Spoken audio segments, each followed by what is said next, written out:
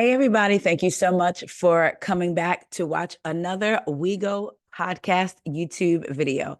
Y'all know my name is Taria, and this is the YouTube. There is also an audio version, not of the YouTube videos that I make like this, for instance, but for the regular podcasts. Episodes come out Tuesdays and Fridays. You can find it wherever you listen to your podcast, Spotify, all that good stuff. I'm actually trying to figure out a way, which I think I can, to upload old, like the whole catalog of the podcast to YouTube. Most of it clearly will be just audio, because I just started the visual. But if not, just go on over to iTunes, Spotify, Amazon podcast, wherever it is you listen to your podcast, and you'll be able to hear the backlog. So again, thank y'all so much. Thank you to every new subscriber, old subscriber, people that have been with me since my YouTube beginning, which wasn't that long ago. But the podcast, the What Else Is Going On podcast, is almost 3 years old, but I've been podcasting since 2016. I have a podcast that's been on hiatus for the last 3 years called Tales from a Butterfly. So if you're interested, you can hop on over again to wherever you listen to your podcast and take a listen to that too. I'm thinking about resurrecting that as well. But right now, we're here to discuss some things that I thought were interesting. I've been wanting to talk to you guys about these things, and I decided to come off the road because, let me tell you, I love people. I do. I love people.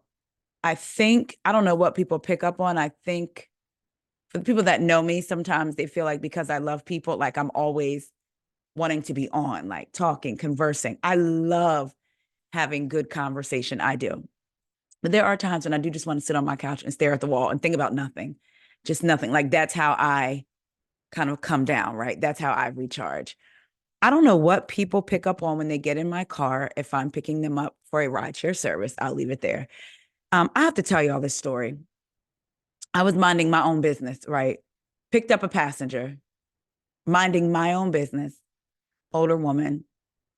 And I can tell when somebody gets in, I say, so-and-so, confirm the name, confirm the address. That's it. We ain't got to speak for the rest of the time. And I know, again, for people that know me as liking to talk and liking to interact, I'm very different at the gym and in my car, like working, very different. I just want to get you from point A to point B and go on about my day. That's it. That's all, right? When I am doing this.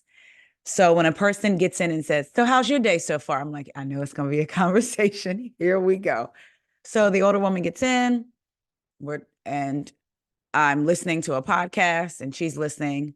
And then something she heard on the podcast triggered her to want to talk. Okay. Then she says, good women have it hard because men ain't ish. She didn't say ish, but I'm saying ish. I said, She said, yeah, men ain't ish. My husband basically told her the truth about something, but tried to make it like it was a joke. I literally just told my friends this, but I left out this part. She said he was crying when he told her. Then she says, y'all, this is me picking her up. The ride was maybe 15 minutes. Okay. And this all came out. She said, men ain't ish. I found out that my husband had his mouth around the penis and his tongue in the vagina at the same time. He had a threesome. I knew it. I knew something was up. She said he was claiming the man was just his friend, but I knew something was up in this woman. She said, but you know what? I'm well taken care of. I'm well taken care of. So I'm not going to sleep with him. I'm not going to have sex with him, but I'm going to stay with him because I'm well taken care of.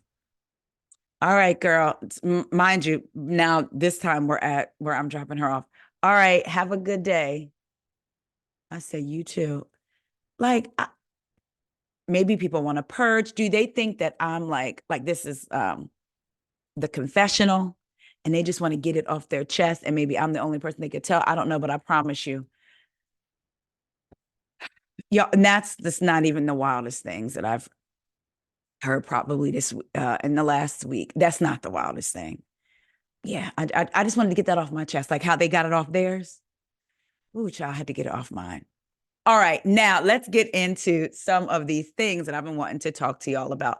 First, let's talk about Mr. Andy Cohen, and let's talk about the Real Housewives of Atlanta. I have two things I want to talk to y'all about with that. Andy Cohen promises RHOA season 16 will be spicy amid rumors of Phaedra Parks' return. Andy Cohen is stirring the pot and setting the stage for a sizzling season 16 of The Real Housewives of Atlanta, teasing fans with the promise of an extra spicy lineup amidst swirling rumors of Phaedra Parks' dramatic return to the franchise.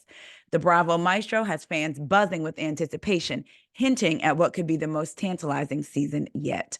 Andy Cohen is excited about the upcoming season of The Real Housewives of Atlanta and speaking out. Rumors have been swirling about a potential cast shakeup for months, and things are seemingly heating up in the wake of Kandi Burruss' departure. Cohen teased that his fans will be happy with the season 16 cast during Monday's episode of his Sirius XM radio show, Andy Cohen Live. I keep forgetting to just go and listen because I have Sirius, and since I'm in my car so much, I forget about his show sometimes. He said, I do want to say I'm not announcing anything, but we are on it and the casting is superb. The Watch What Happens Live host dished that he met with the group behind casting last week. He said that while all agreed that the show took a hit with Kandi's exit, the future remains bright for the Atlanta franchise. Cohen explained, by the way, now that we know Kandi is leaving, that also allows us to put other puzzle pieces together and figure out, okay, well, where do we go from here? He continued, and she's a big loss, but I think, it allows us to figure out the future.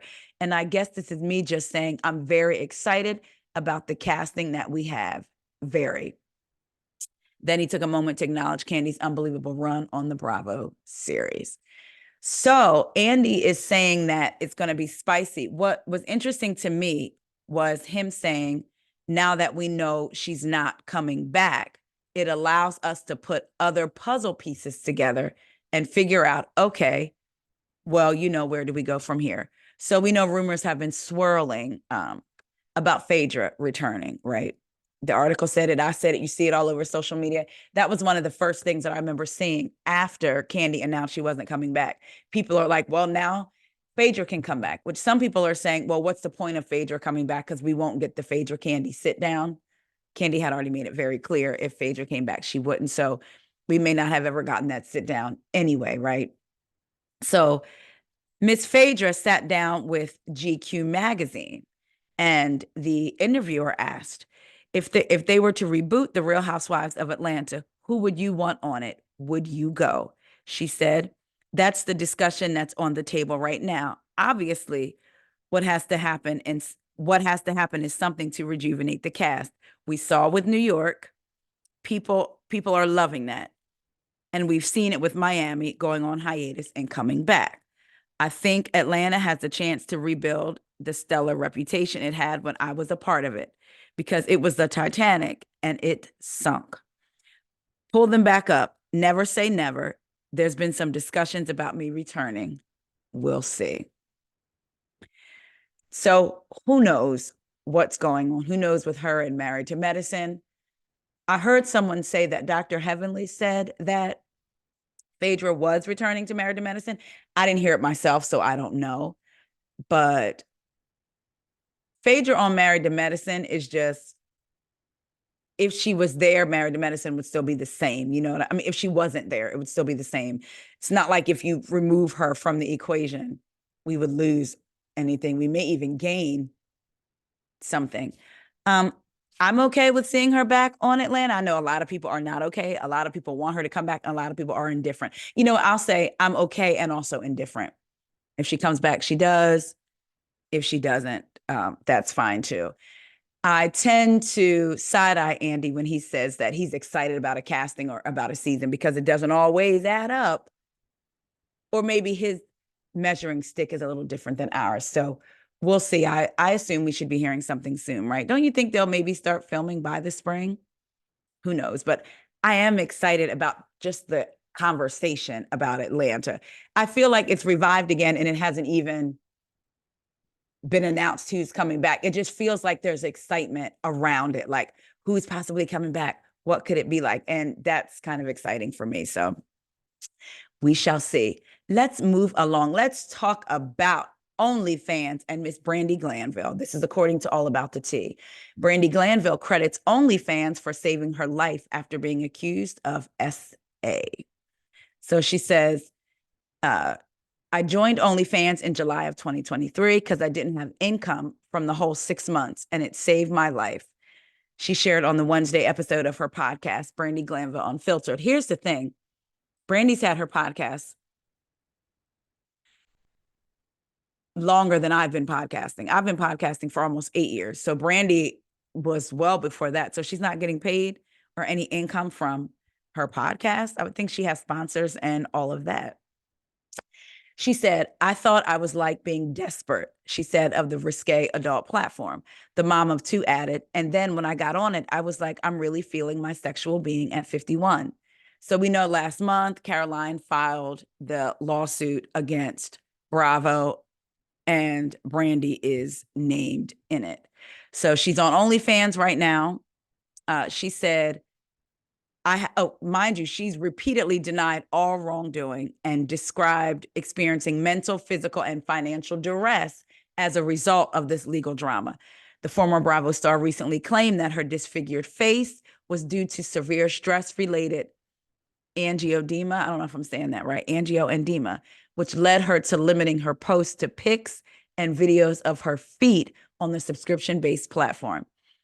So she's saying that due to the stress of what the lawsuit is causing her, she got angioedema, which leads to facial disfigurement. Yes. She said, I have the ugliest feet.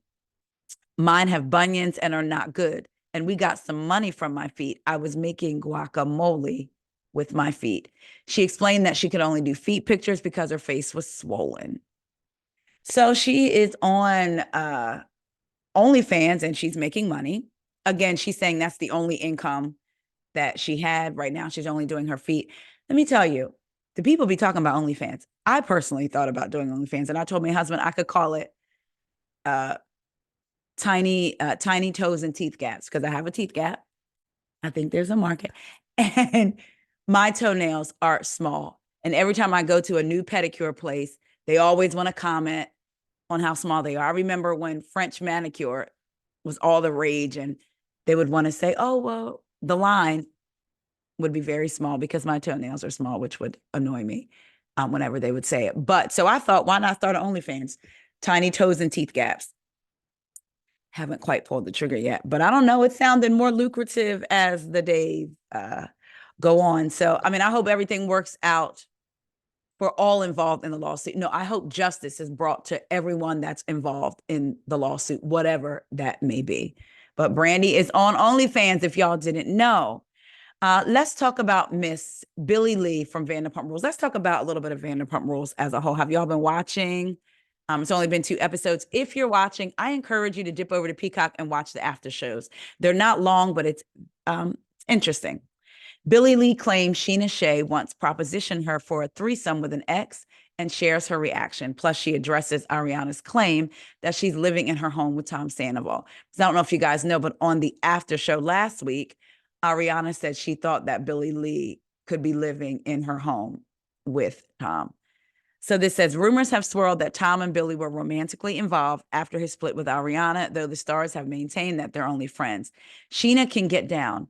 She's invited me to a threesome before, said Billie on the Billie and the Kid podcast. And I was like, I don't do threesomes, especially with my friends. I mean, her man at the time was hot. Billie also clarified a rumor that she's now living with Tom. In the podcast, Tom said she helped him organize the home, which Ariana still co-owns. I like to help, Billie told Us Weekly. I love being of service. It doesn't mean that I live there, even though people are literally DMing me. Billie literally has her own place, Tom added. Here's the thing. The house is kind of big. I get like lonely being there. But Billie said she'll dog sit and house sit when Tom isn't in town. They've been very close. And I remember the rumors being out that him and Billie Lee may have been together. She's saying, no, they're just friends. I'm wondering who Sheena's ex is. Was it Brett? For those of you who have watched some seasons ago, even though Brett technically wasn't like her man, was it? Who was it? They didn't know Billy when she was married to Mike Shea, right? Was it Rob? Y'all remember Rob, right? I don't know, but child Billy says she don't do threesomes, especially with friends, but Sheena's man was hot. So we know she's not talking about Brock. No shade. She said X. That is why I said that. Speaking of Vanderpump Rules, let's talk about James. James has never been one of my favorite people on the show. I've always felt like he is what people say Candace is, meaning his responses can be so off the wall, but sometimes James is not even provoked. And he goes off the rails. And it was always interesting to me why James never got the amount of heat that Candace would receive for being provoked when she was provoked. I always felt like James, and I still feel like James is emotionally immature and a little stunted. And if you watch this week's after show, and to me, even at the reunion last year, he was getting on my nerves because it became more so about him and Lala than about even getting to hear Ariana and Tom. That's how I felt. And so, like I said, if you watch this week's after show, you'll definitely see it. On the show, he was handling it fine. Then he went and pissed in his bush. Like, come on, grow up. You are 30 years old. And that's what I mean. It's like, grow up. But this was the first time I was hearing about this. His girlfriend, Allie Luber, I hope I'm saying that right, denies James Kennedy physically assaulted her after claim by Teddy Mellencamp, as Vanderpump Rules star shares what really happened that night, plus what Teddy alleged. Allie Luber setting the record straight after Teddy Mellencamp suggested James Kennedy had gotten physical with her after the MTV Movie and TV Awards in 2022 on a recent episode of her and Tamra Judge's podcast, Two Teas in a Pod.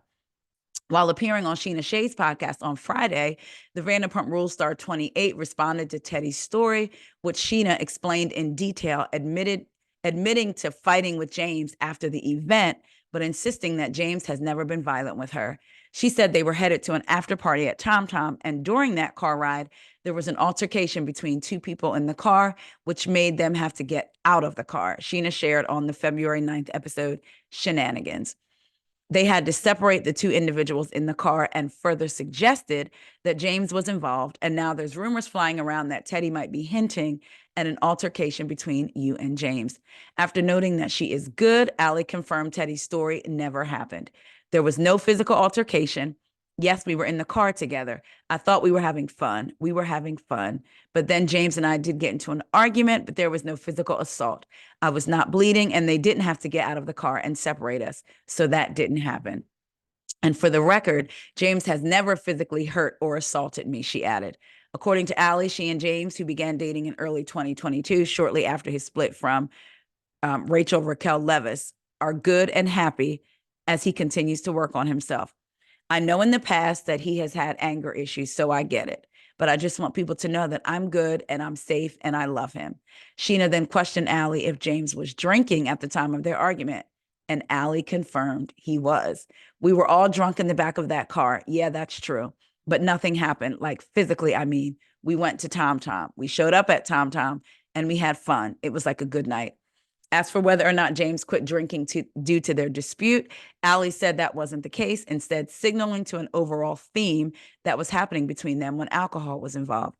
I don't think that was like the moment or like the night when we were like, okay, drinking is not great, but we would fight when we would drink. Me too. When you drink that much and in those environments, it is not great. That's not who we really are. That's an example, though, of why he shouldn't drink. Because both Raquel and Kristen have alluded to James' potential violent behavior, many Pump Rules fans have reached out to Allery, wondering if she's okay. I'm like, do I go on my Instagram and be like, I'm good, guys? I don't know how to navigate these types of things. And this is something that's very serious. And I do appreciate everyone worried about me, but I do want everyone to know I'm good.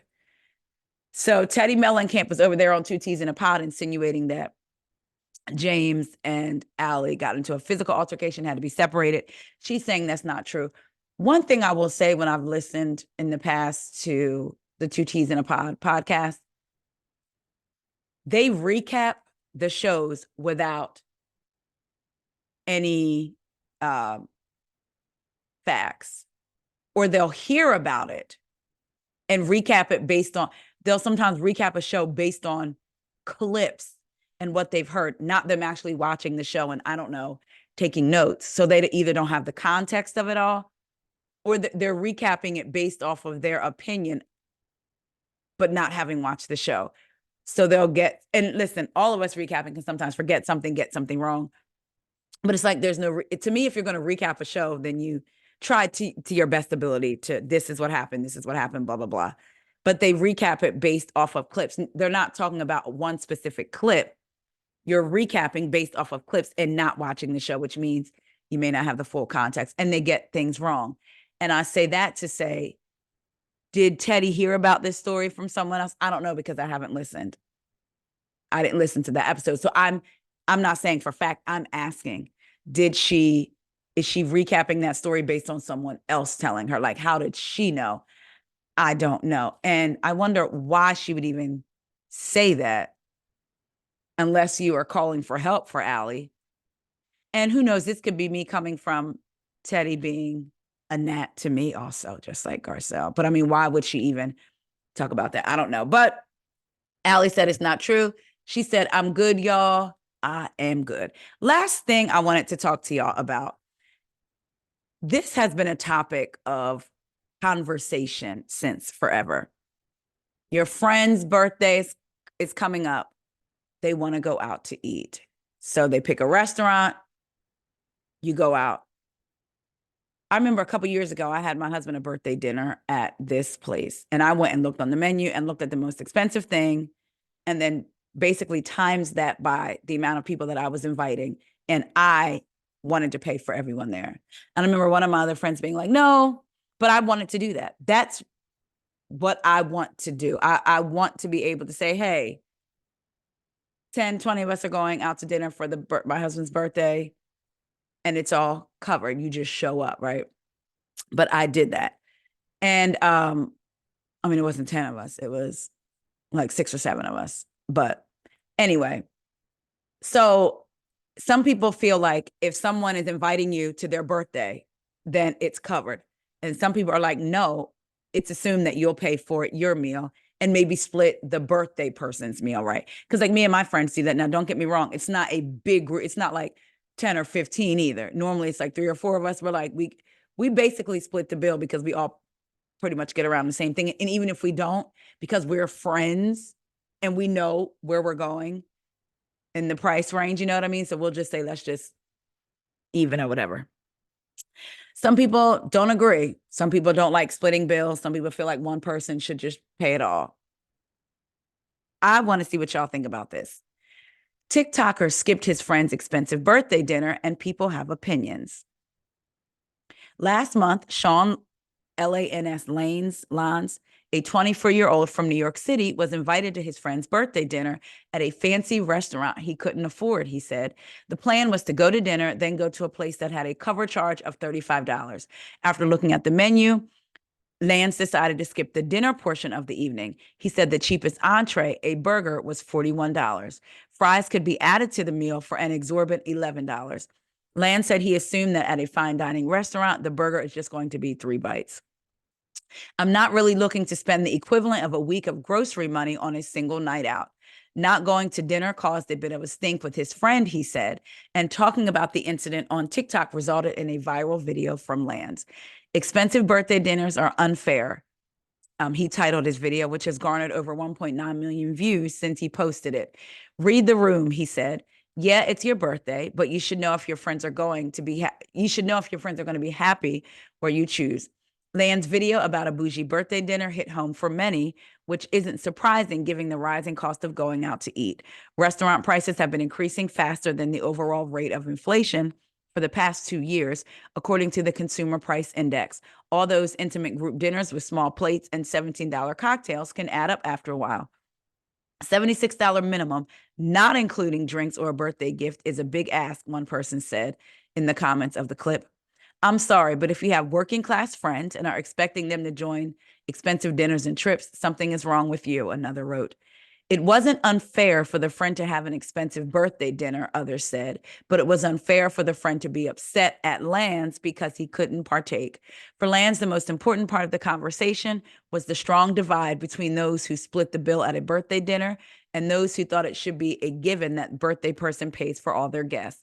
Many people were attributing this to different culture values, he told HuffPost in an email interview. It's always interesting to hear the unique ways that people from different cultures approach situations or view scenarios from different perspectives. A month after the incident, Lance said he still thinks his decision was a reasonable compromise. So does Melanie Ross Mills, a therapist and friendship expert. I didn't know they had friendship experts.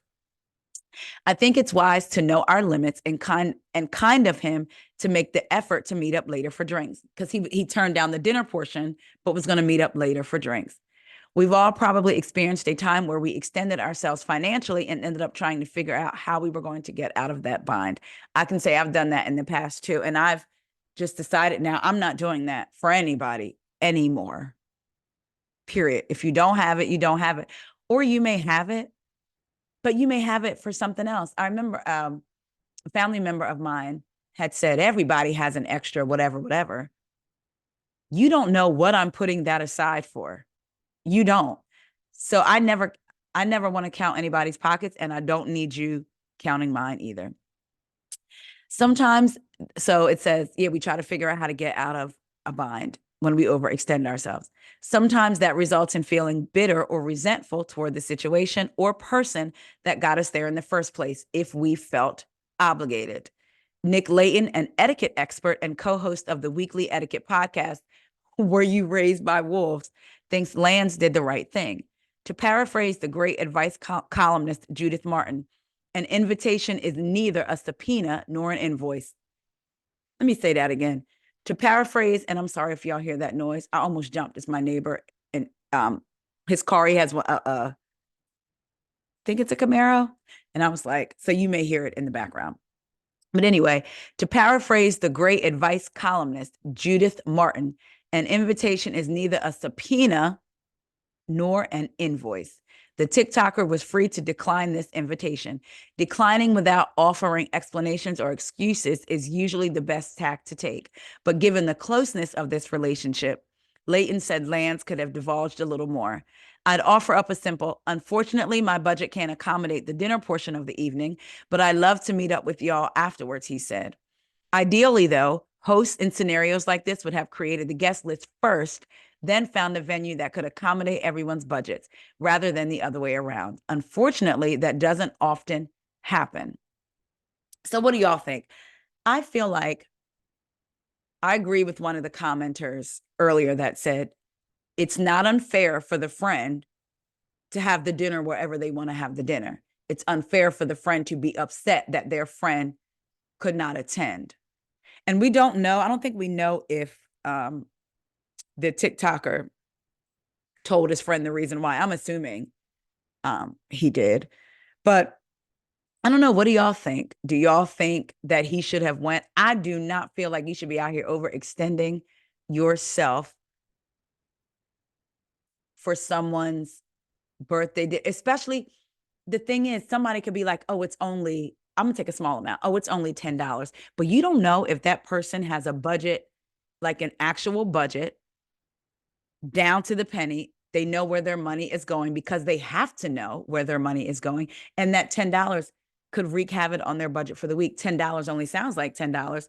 But if you're in a financial situation where you know every dollar in, every dollar out, and every dollar is accounted for, then that could wreak havoc on your financial situation. So I hate when I hear people say, oh, it's only this, it's only that, it's only $5. But if you don't know that person's situation, then who are you to say what's only? Then you pay for it if you really want them there, right? I don't think he was wrong. And I applaud his honesty in saying, I want to go, I can't go. I'm already going to go ahead and come to the drinks after. So I don't know. I agree. I think he did the right thing. Also, what do y'all think about birthday dinners in your friend group or just in general? When you're invited to a dinner at a restaurant, do you automatically assume the host is going to pay? Do you assume that you're going to pay for help pay for the birthday person? Are you the one that puts it all on your card and people Venmo you? What do you think? I'm really interested in knowing, because that could be sticky too. I used to, years ago, me and my friends, my current friends, used to have somebody in our circle who they always talked about money, yo, like always, like they got this, they got that, they got this money, they got this, they got the money, like that. Her job was lucrative. She took care of her kids on her own. She had 3 kids, one in college at the time. She took care of her kids on her own, but she was always talking about money. She had money whenever we went out, even planned in advance. She was the one that never had cash. Now, granted, sometimes you get in a situation where you forget to stop by the bank and get cash. So either one person puts it on their card, or, hey, here's 3 cards. Here's the last 4 digits of the card numbers. This is, whatever it is you do, right? Because I've done both. She would always forget to get cash, never offer her card up, though, would say, I'm going to stop by the bank and I'll give you the money next time I see you. And after a while, it was like, no, ma'am, I ain't got it. It was every time. And again, this is the person who always liked to talk about what they had, what they were getting, the money they were making. But every time you show up to an outing, you forget. We were going to the liquor store and then going to, they wanted crabs. And everybody was going to go in. I don't eat crabs. Listen, I wish I did like seafood so I can go in on bushels of crabs. When they start doing bushels of steaks, I'm in. But until then, or bushels of chicken, but until then. But anyway, how you talking about you want to go get some crabs? Oh, but you forgot to stop by the girl, they take debit. And if they do not, we're still driving there. Let's swing you by an ATM to get it. It was just like that type of person. When you see their pattern, and they never pay it back, you're like, nah. And I'm talking about from the least expensive thing to the biggest expensive thing. From being in the hair store, picking up lip glosses, earrings. So, I love a hair store. Lip glosses, earrings, all that stuff.